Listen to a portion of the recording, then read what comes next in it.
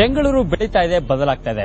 ಒಂದು ಕಾಲಕ್ಕೆ pensioners paradise, garden city, air condition city ಅಂತ ಕರೆಸಿಕೊಳ್ತಾ ಇದ್ದಂತಹ ಬೆಂಗಳೂರು ಇವತ್ತು ಸಿಲಿಕಾನ್ ಸಿಟಿ ಆಗಿ ಬದಲಾಗಿದೆ. ಅದೇ ರೀತಿ ಬೆಂಗಳೂರು ಮಹಾನಗರ ಪಾಲಿಕೆ ಇವತ್ತು ಬೃಹತ್ ಬೆಂಗಳೂರು ಮಹಾನಗರ ಪಾಲಿಕೆಯಾಗಿ ಬದಲಾಗಿದೆ. ಈ ಬಿಬಿಎಂಪಿ ಅಂದ್ರೆ ಬೃಹತ್ ಬೆಂಗಳೂರು ಮಹಾನಗರ ಪಾಲಿಕೆಗೆ ಮೊದಲ ಬಾರಿ ಚುನಾವಣೆ ನಡೀತಾ ಇದೆ. ಈ ಚುನಾವಣೆಯಲ್ಲಿ ವಿಧಾನಸಭೆ ಚುನಾವಣೆಯಲ್ಲಿ ಕಂಡಂತಹ ಜಿದ್ದಾಜಿದ್ದು ಕಂಡು ಬರ್ತಾ ಇದೆ. ಈ ಜಿದ್ದಾಜಿದ್ದಿನ ಕುರಿತ ನಮ್ಮ ವಿಶೇಷ ಕಾರ್ಯಕ್ರಮವೇ ಬೃಹತ್ ಫೈಟ್.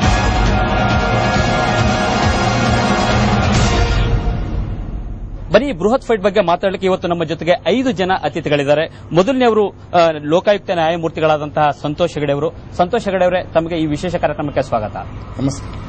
ಹಾಗೆ ನಮ್ಮ ಜೊತೆಗೆ ಬಿಜೆಪಿಯ ರಾಜ್ಯಾಧ್ಯಕ್ಷರಾದಂತಹ ಮತ್ತು ಬಿಜೆಪಿಯ ಹಿರಿಯ ಮುಖಂಡರಾದಂತಹ ಕೆಎಸ್ ಈಶ್ವರಪ್ಪ ಅವರು ಕೂಡ ಇದ್ದಾರೆ. ಈಶ್ವರಪ್ಪ ಅವರೇ, ತಮಗೂ ಕೂಡ ಟಿವಿ ಸ್ಟುಡಿಯೋಗೆ ಸ್ವಾಗತ. ನಮಸ್ಕಾರ. ಹಾಗೆ ಇದರ ಜೊತೆಗೆ ಮೂರನೆಯವರು ಕಾಂಗ್ರೆಸ್ ಹಿರಿಯ ಮುಖಂಡರಾದಂತಹ ಬಿಎಲ್ ಶಂಕರ್ ಅವರು. ಬಿಎಲ್ ಶಂಕರ್ ಅವರೇ, ತಮಗೂ ಕೂಡ ವಿಶೇಷ ಕಾರ್ಯಕ್ರಮಕ್ಕೆ ಸ್ವಾಗತ. ನಾಲ್ಕನೆಯವರು ಜೆಡಿಎಸ್ನ ರಾಜ್ಯಾಧ್ಯಕ್ಷರು ಮತ್ತು ಮಾಜಿ ಮುಖ್ಯಮಂತ್ರಿಗಳಾದಂತಹ ಕುಮಾರಸ್ವಾಮಿ ಅವರು. ಕುಮಾರಸ್ವಾಮಿ ಅವರೇ, ತಮಗೂ ಕೂಡ ವಿಶೇಷ ಕಾರ್ಯಕ್ರಮಕ್ಕೆ ಸ್ವಾಗತ. ಹಾಗೆ ಮತ್ತೊಬ್ಬರು ಅಂದ್ರೆ ವಿಶೇಷವಾಗಿ ವಿಶ್ವೇಶ್ವರಯ್ಯ ತಾಂತ್ರಿಕ ವಿವಿಯ ವಿಶ್ರಾಂತ ಕುಲಪತಿಗಳಾದಂತಹ ಡಾಕ್ಟರ್ ಕೆ ಬಾಲವೀರ ರೆಡ್ಡಿ ಅವರು. ಬಾಲವೀರ ರೆಡ್ಡಿ ಅವರೇ, ತಮಗೂ ಕೂಡ ವಿಶೇಷ ಕಾರ್ಯಕ್ರಮಕ್ಕೆ ಸ್ವಾಗತ. ನನ್ನ ಮೊದಲ ಪ್ರಶ್ನೆ ಈಶ್ವರಪ್ಪ ಅವರೇ ತಮಗೆ. ಈಗಾಗಲೇ ತಾವು 3 ಜನ ಪಕ್ಷಗಳವರು ಏನು ಕಳೆದ 2-3 ದಿನಗಳಲ್ಲಿ ಪ್ರಣಾಳಿಕೆಯನ್ನ ಬಿಡುಗಡೆ ಮಾಡಿದ್ರಿ. ಈ ಪ್ರಣಾಳಿಕೆಯಲ್ಲಿ ನಿಮಗೆ ಅಂದ್ರೆ ವೈಯಕ್ತಿಕವಾಗಿ ನಿಮ್ಮ ಪಕ್ಷಕ್ಕಿರ್ಬೋದು ಅಥವಾ ತಮಗಿರ್ಬೋದು ಯಾವ ಅಂಶ ಪ್ರಮುಖವಾದದ್ದು ಅನ್ಸುತ್ತೆ? ನಮ್ಮ ಪಕ್ಷ ಬೆಂಗಳೂರಿನ ಮಹಾಜನತೆಗೆ 3 ಅಂಶಗಳ ಬಗ್ಗೆ ವಿಶೇಷವಾದ ಆದ್ಯ ಗಮನವನ್ನು ಕೊಡಬೇಕು ಅಂತ ನಾವು ತೀರ್ಮಾನ ಮಾಡಿದ್ದೇವೆ. ಮೊದಲನೇದು ಕುಡಿಯೋ ನೀರು. ಈ ಕುಡಿಯೋ ನೀರಿನ ಬಗ್ಗೆ ಬಾಟ್ಲಿ ನೀರು ಸಿಕ್ಕಾಪಟ್ಟೆ ಕಾಸ್ಟ್ಲಿ ಇದ್ರೂ ಕೂಡ ಕಾವೇರಿ 4ನೇ ಹಂತದ ಮುಖಾಂತರ ಬೆಂಗಳೂರು ಮಹಾನಗರದ ಜನತೆಗೆ ಕುಡಿಯೋ ನೀರು ಕೊಡಬೇಕು ಅನ್ನೋ ತೀರ್ಮಾನವನ್ನು ನಾವು ತಗೊಂಡಿದ್ದೇವೆ. ಅಲ್ಲ ಈಶ್ವರಪ್ಪ, ಏನಂದ್ರೆ ಎಲ್ಲ 3 ಪಕ್ಷಗಳ ಪ್ರಣಾಳಿಕೆಯಲ್ಲಿ ಈ ಎಲ್ಲ ಅಂಶಗಳ ಪ್ರಸ್ತಾಪ ಇದೆ. ಆದ್ರೆ ತಮಗೆ ಅನಿಸೋ ಹಾಗೆ ತಮ್ಮ ಪಕ್ಷದ ಅತ್ಯಂತ ಪ್ರಮುಖವಾದ ಕೋರ್ ಇಶ್ಯೂ ಯಾವುದು? ಕಾರ್ಪೊರೇಷನ್ ಕರ್ತವ್ಯ ಕುಡಿಯೋ ನೀರು, ವಿದ್ಯುತ್ತು, ಸಾರಿಗೆ. ಇದು ವಿಶೇಷವಾಗಿ ಬೆಂಗಳೂರು ಮಹಾನಗರ ಪಾಲಿಕೆಯ ಜನಗಳಿಗೆ ಅನುಕೂಲ ಆಯಿತು ಅಂತಂದ್ರೆ ಒಂದು ಕಾರ್ಪೊರೇಷನ್ ಇದೆ, ಬದುಕಿದೆ ಅಂತ ಅರ್ಥ. ಇದಕ್ಕೆ ಆದ್ಯ ಗಮನವನ್ನ ನಾವು ಕೊಡ್ತಾ ಇದ್ದೀವಿ. ಜೊತೆಗೆ ಬೆಂಗಳೂರಿನ ಹಸಿರೀಕರಣ ಮಾಡೋದು ದಿಕ್ಕಲ್ಲಿರ್ಬೋದು ಅಥವಾ ಕೆರೆಗಳ ಅಭಿವೃದ್ಧಿ ಇರ್ಬೋದು, ಇದೆಲ್ಲದಕ್ಕೂ ಕೂಡ ಆದ್ಯತೆಯ ರೂಪದಲ್ಲಿ ನಮ್ಮ ಪಕ್ಷ ನಾವು ತೀರ್ಮಾನ ಮಾಡಿಕೊಂಡು ಜನತೆಗೆ ಆಶ್ವಾಸನೆಯನ್ನು ಕೊಟ್ಟಿದ್ದೇವೆ. ಆಶ್ವಾಸನೆ ಈಡೇರಿಸುವೆ ಅಂತ ವಿಶ್ವಾಸ ಕೂಡ ನನಗಿದೆ. ಬಿಎಲ್ ಶಂಕರ್ ಅವರೇ, ಕಾಂಗ್ರೆಸ್ ಪಕ್ಷದ ಸಿಂಗಲ್ ಮತ್ತೆ ಕೋರ್ ಇಶ್ಯೂ ಯಾವುದು ಇಡೀ ಪ್ರಣಾಳಿಕೆಯಲ್ಲಿ? ಉದ್ಯಾನ ನಗರಿ ಬೆಂಗಳೂರು ಇವತ್ತು ಸಿಲಿಕಾನ್ ಸಿಟಿಯಾಗಿ ಬೆಳೀತಾ ಇರುವಂತಹ ಸಂದರ್ಭದಲ್ಲಿ ಅನೇಕ ಸಮಸ್ಯೆಗಳನ್ನು ಕೂಡ ಹುಟ್ಟಾಕಿ ವಲಸೆಗೂ ಕೂಡ ಕಾರಣವಾಗಿ ಇವತ್ತು ಬೆಂಗಳೂರಿನ ಜನಸಂಖ್ಯೆ ನಿರೀಕ್ಷೆಗಿಂತ ಮೀರಿ ಬೆಳೀತಾ ಇದೆ. ಹಾಗಾಗಿ ಬೆಂಗಳೂರಿನಲ್ಲಿ ವಾಸ ಪಡ್ತಕ್ಕಂಥ ಮಾಡಲಿಕ್ಕೆ ಇಷ್ಟಪಡ್ತಕ್ಕಂಥ ಎಲ್ಲ ಜನರಿಗೆ ವಾಸಯೋಗ್ಯವಾಗಿರ್ತಕ್ಕಂಥ ಸಕಲ ಮೂಲಭೂತ ಸೌಕರ್ಯಗಳಿರ್ತಕ್ಕಂಥ ಒಂದು ನಗರವನ್ನಾಗಿ ಬೆಂಗಳೂರನ್ನು ಮಾಡೋದ್ರ ಜೊತೆಗೆ ಹಿಂದಿನ ಪ್ರಖ್ಯಾತಿ ಪಡೆದಿರತಕ್ಕಂಥ ಪರಿಸರವನ್ನು ಉಳಿಸಿಕೊಂಡು ಮೂಲಭೂತ ಸೌಕರ್ಯಗಳನ್ನು ಅಭಿವೃದ್ಧಿಪಡಿಸತಕ್ಕಂಥದ್ದು ನಮ್ಮ ಆದ್ಯತೆ. ಕುಮಾರಸ್ವಾಮಿ, ತಮ್ಮ ಜೆಡಿಎಸ್ ಪಕ್ಷದ ಪ್ರಮುಖ ಉದ್ದೇಶ ಈ ಬಿಬಿಎಂಪಿ ಎಲೆಕ್ಷನ್ ನಲ್ಲಿ? ಜೆಡಿಎಸ್ ಪಕ್ಷ ಒಂದೇ ಅಲ್ಲ, ಎಲ್ಲಾ ಪಕ್ಷಗಳ ಉದ್ದೇಶವು ಮೂಲಭೂತ ಸೌಕರ್ಯಗಳ ಬಗ್ಗೆನೇ ಚರ್ಚೆಯನ್ನು ನಾವೇನು ಮಾಡ್ತೇವೆ.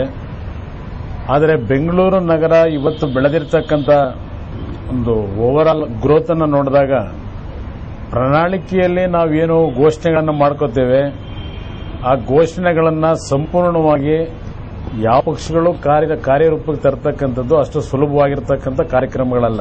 ತಮ್ಮ ಪಕ್ಷ ಉದಾಹರಣೆಗೆ ನಮ್ಮ ಪಕ್ಷ ಮೂಲಭೂತ ಸೌಕರ್ಯಗಳು ಅಂತಕ್ಕಂಥ ಮಾತೇನು ಹೇಳಿದ್ದಾರೆ. ನಾನು ಆಕಸ್ಮಿಕವಾಗಿ ಮುಖ್ಯಮಂತ್ರಿ ಆದೆ. ನನ್ನ ಕಾಲದಲ್ಲೇ ಕೇಂದ್ರ ಸರ್ಕಾರ JNNURM ಅಂತಕ್ಕಂಥ ಸ್ಕೀಮ್ನ ಇಡೀ ರಾಷ್ಟ್ರದಲ್ಲಿ ಪ್ರಮುಖ ನಗರಗಳಿಗೆ ಆ ಒಂದು ಸ್ಕೀಮ್ನ ಮುಖಾಂತರ ಅನುದಾನವನ್ನ ಹೆಚ್ಚಿನ ರೀತಿಯಲ್ಲಿ ಕೊಡ್ತಕ್ಕಂಥ ತೀರ್ಮಾನ ಮಾಡಿದ್ದಾರೆ. ನಾನು ಮುಖ್ಯಮಂತ್ರಿ ಆದಾಗ ಸಚಿವರ ಜೊತೆ ಚರ್ಚೆ ಮಾಡಿ ಜೈಪಾಲ್ ರೆಡ್ಡಿ ಅವರಿಗೆ ನಗರಾಭಿವೃದ್ಧಿ ಇಲಾಖೆ ಸಚಿವರಿದ್ದಾರೆ, ಅವರು ಕೇಳಿರ್ತಕ್ಕಂಥ ಎಲ್ಲಾ ಮಾಹಿತಿಗಳನ್ನು ನಾವೇನು ಒದಗಿಸಿದ್ದೇವೆ. ಅದರ ಆಧಾರದ ಮೇಲೆ ಸುಮಾರು 21,000 ಕೋಟಿ ರೂಪಾಯಿಗಳ ಅನುದಾನ ಕೇಂದ್ರ ಸರ್ಕಾರ ಇವತ್ತು ಬೆಂಗಳೂರಿನ ಬೃಹತ್ ಮಹಾನಗರ ಪಾಲಿಕೆಯ ಮೂಲಭೂತ ಸೌಕರ್ಯಗಳಿಗೆ ಕೊಡ್ತಾ ಇದ್ದಾರೆ. ಆ 21,000 ಕೋಟಿ ಹಣದಲ್ಲಿ ಈಗಾಗಲೇ 3,000 ಕೋಟಿ ರಾಜ್ಯ ಸರ್ಕಾರಕ್ಕೆ ಕೊಟ್ಟಿದ್ದಾರೆ. ಈಗಾಗಲೇ ಇನ್ನು ಉಳಿದಿರತಕ್ಕಂಥ 18,000 ಕೋಟಿನಾದ್ರೂ ಜನರ ನಿರೀಕ್ಷೆಗಳೇನಿದ್ದಾವೆ, ಆ ಜನರು ಯಾವ ಯಾವ ಕಾರ್ಯಕ್ರಮಗಳಾಗಬೇಕು, ನಮ್ಮ ಸಮಸ್ಯೆಗಳೇನು ಅಂತಕ್ಕಂಥದ್ದನ್ನ ಮಾಧ್ಯಮಗಳಲ್ಲಿ, ಅದು ಪ್ರಿಂಟ್ ಮೀಡಿಯಾ, ಎಲೆಕ್ಟ್ರಾನಿಕ್ ಮೀಡಿಯಾದಲ್ಲಿ ಕೊಟ್ಟಿರ್ತಕ್ಕಂಥದ್ದನ್ನು ನಾವು ಗಮನಿಸಿದ್ದೇವೆ. ಅದರ ಆಧಾರದಲ್ಲಿ ಆ ಹಣವನ್ನು ಸರಿಯಾದ ರೀತಿ ದುರುಪಯೋಗಕ್ಕೆ ಎಡೆಮಾಡಿಕೊಡದೆ ಸದ್ಬಳಕೆ ಮಾಡಿ ಈಗಿರ್ತಕ್ಕಂಥ ಹಣದಿಂದ ಸರಿಯಾದ ರೀತಿ ಕಾರ್ಯಕ್ರಮಗಳಾಗಬೇಕು ಅಂತಕ್ಕಂಥದ್ದು ನಮ್ಮ ಗುರಿ. ಓಕೆ, ಸಂತೋಷ್ ಹೆಗಡೆ ಅವರೇ, 3 ಪಕ್ಷಗಳು ಹೇಳಿದ್ನ ತಾವು ಬಹಳ ಸೂಕ್ಷ್ಮವಾಗಿ ಗಮನಿಸಿದ್ರೆ ನಿಜಕ್ಕೂ ಇವು ನಿಮಗೆ ಇಶ್ಯೂಸ್ ಅನ್ಸುತ್ತೆ? ಎಲ್ಲ ಪ್ರಣಾಳಿಕೆಯಲ್ಲಿ ಹೇಳಿದಂತಹ ವಿಚಾರಗಳು ಇಶ್ಯೂಸೇ. ಬೆಂಗಳೂರಿನ ಈ ಪ್ರಣಾಳಿಕೆಗಳನ್ನು ಓದಿದಾಗ 3 ಪಕ್ಷದ ಪ್ರಣಾಳಿಕೆಯನ್ನು ಓದಿದಾಗ ಬೆಂಗಳೂರಿನ ನಾಗರಿಕರನ್ನ ಸ್ವರ್ಗಲೋಕಕ್ಕೆ ಕರ್ಕೊಂಡು ಹೋಗ್ತಾರೆ ಅಂತ ನನಗೆ ಕಾಣಿಸ್ತದೆ. ಹಿಂದಿನ ಒಂದು ಎಕ್ಸ್ಪೀರಿಯನ್ಸ್ ಇಂದ ಹೇಳ್ಬೋದು, ನರಕಕ್ಕೆ ತಗೊಂಡೋಗಿದ್ರೆ ಸಾಕು, ಈ ಲೋಕದಲ್ಲೇ ಇಟ್ಬಿಟ್ರೆ ಸಾಕು ಅಂತ ಹೇಳಿ ಹಂಗೆ ಕಾಣಿಸ್ತದೆ. ಅಂದ್ರೆ ಅವರು ತೋರಿಸುವಂತಹ ಆಮಿಷಗಳು, ಅವರು ಕೊಟ್ಟಂತಹ ಭರವಸೆಗಳನ್ನ ಪೂರೈಸಕ್ಕೆ ಸಾಧ್ಯವಿಲ್ಲ ಅನ್ನೋದು ನನ್ನ ಅನಿಸಿಕೆ. ಅದರಲ್ಲಿ ಒಂದಿಷ್ಟಾದ್ರೂ ಮಾಡಿ ನಾವು ಇನ್ನು ಮುಂದಕ್ಕೆ ಇದೇ ರೀತಿಯಲ್ಲಿ ಬಾಳುವಂತ ಮಾಡಿದ್ರು ಸಾಕು. ಇದಕ್ಕಿಂತ ಚೆನ್ನಾಗಿ ಮಾಡಿದ್ರೆ ನಾನು ಅವ್ರಿಗೆಲ್ಲರಿಗೂ ನಮಸ್ಕಾರ ಹೇಳ್ತೇನೆ. ಓಕೆ, ಅಂದ್ರೆ ಕುಮಾರಸ್ವಾಮಿ ಅವರು ಕೂಡ ಅಂಶ ಹೇಳಿದ್ರು, ಪ್ರಣಾಳಿಕೆಯಲ್ಲಿ ಕೊಟ್ಟಂತ ಭರವಸೆಗಳನ್ನ ಈಡೇರಿಸೋದು ಅಷ್ಟು ಸುಲಭ ಅಲ್ಲ ಅಂತ ಹೇಳಿ. ಅಂದ್ರೆ ಪ್ರಣಾಳಿಕೆ ಸುಮ್ಮನೆ ನೆಪ